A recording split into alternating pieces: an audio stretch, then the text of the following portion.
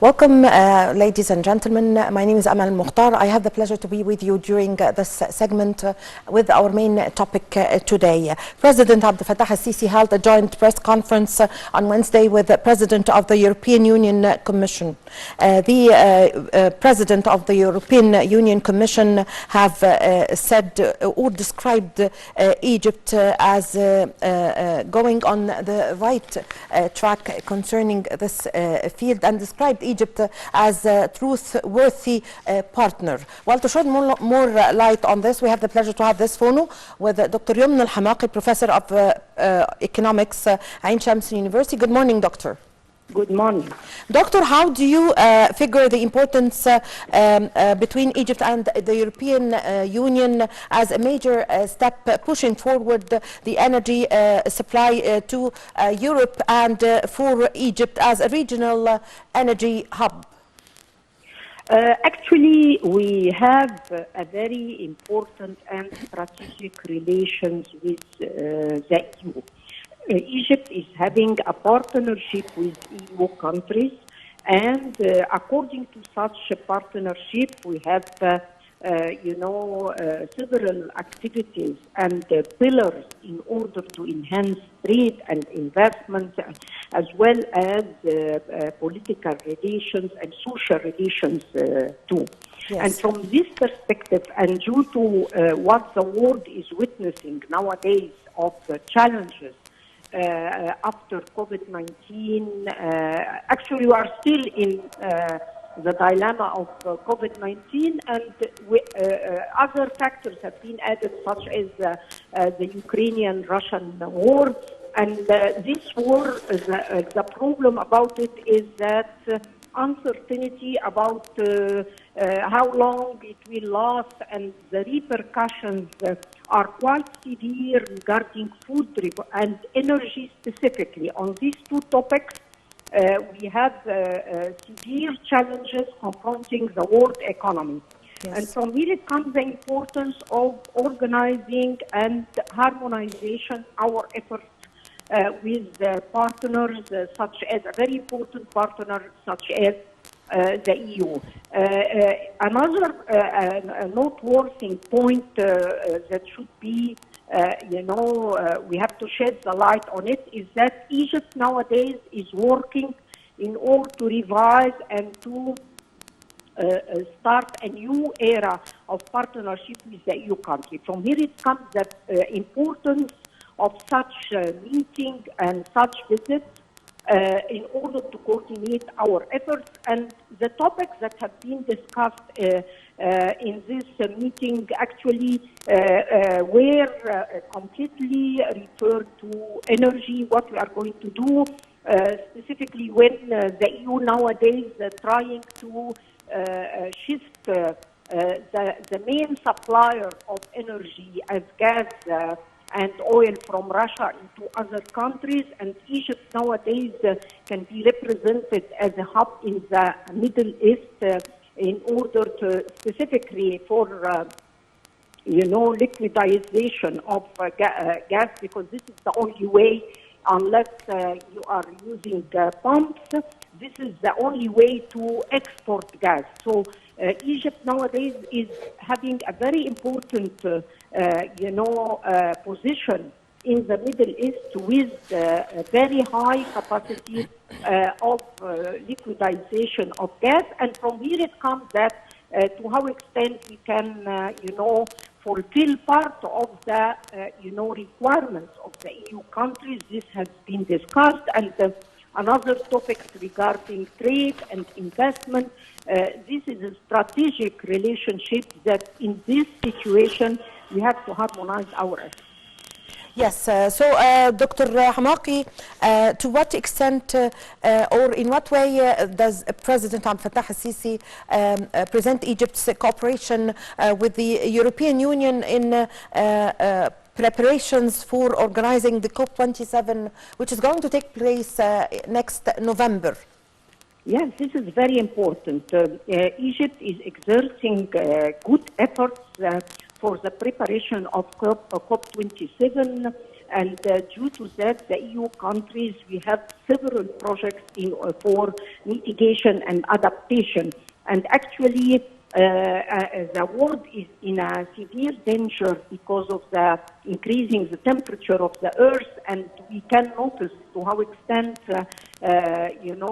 these repercussions are quite severe. Every day is quite witnessed by all citizens everywhere. And from here it comes that we need to discuss to how extent we can all together cooperate in order to address this phenomena, climate change, how to achieve sustainable development. Egypt has exerted quite good efforts in mitigation. Nowadays we have the Bimban in Aswan as solar energy. We need to enhance our capabilities to produce solar energy all over Egypt, the governorates, and this is quite important. We need to transfer technology, and the EU countries can play a significant role for transferring technology through multinational corporations. So this is part of the type of cooperation that we can get. Actually, we need support, we need foreign aid, because you know quite well that the Middle East countries, the percentage of emissions from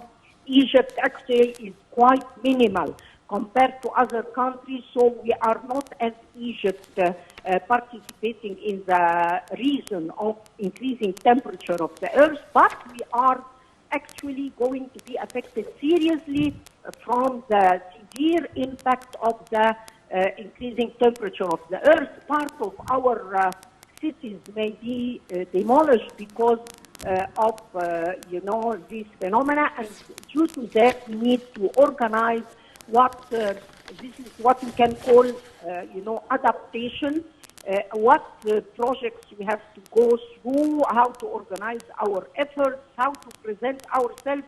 And actually President Sisi specified that Egypt is going to represent the African continent, and Egypt is capable nowadays to represent the African continent due to the great efforts that Egypt exerted during the last period in order to specify challenges confronting the African countries, and to what extent we can coordinate our efforts in order to address climate change, specifically in adaptation, type of diseases, hunger, and the poverty that is, as the African continent can be represented as a continent with very high percentage of poverty. So a lot of topics that need to be discussed, and I think that COVID-19 and the Ukrainian war proves that Western countries and what you can call wealthy countries cannot survive if they can neglect the other side, which is the South countries or the poor countries, because they are going to be affected, by the repercussions of, the contagion and so on. So actually, this is a very important message that necessitates, to our extent, we have to organize efforts, we have to coordinate our efforts, we have to help each other in order to address these challenges. Yes, Dr. Hamaki, the President of the European Commission have announced that the European Union has allocated 100 million euros in immediate relief to encourage investments. So how can Egypt benefit from this allocation in the agricultural sector and secure the country's food needs in face of global grain crisis that resulted from the Russian-Ukraine war? Actually, Egypt, nowadays is taking care of our agriculture sector. We have extended the number of peasants cultivated by, nowadays Egypt is having land to be cultivated in Sinai, Upper Egypt, in the north coast of Egypt nowadays, and we witnessed during the last period several events to celebrate the production of wheat and silos, ready to have this wheat in order to protect it for a longer period. All these efforts nowadays can mention that the agriculture sector is under supervision of policy makers, and it's going to play a better role in our economy. Actually, we neglected for last decades the role of agriculture sector, and nowadays we are moving forward towards activating the role of such a very important sector in order to achieve self-sufficiency of food. Still, unfortunately, Egypt is relying mainly. Egypt is the largest importer of wheat in the whole world. And nowadays we are trying to reduce this dependency and to achieve more self-sufficiency of food because of what we can see about food security confronting such challenges. So all these efforts we need support, we need to coordinate our efforts, because when we do so, we can better utilize our resources. Well, I thank you very much for your time and for your valuable information, Dr. Youmn Hamaki, Professor of Economics at Ain Shams University. Thank you very much for joining us over the phone. Well, ladies and gentlemen, a short break and we are going to be back with you.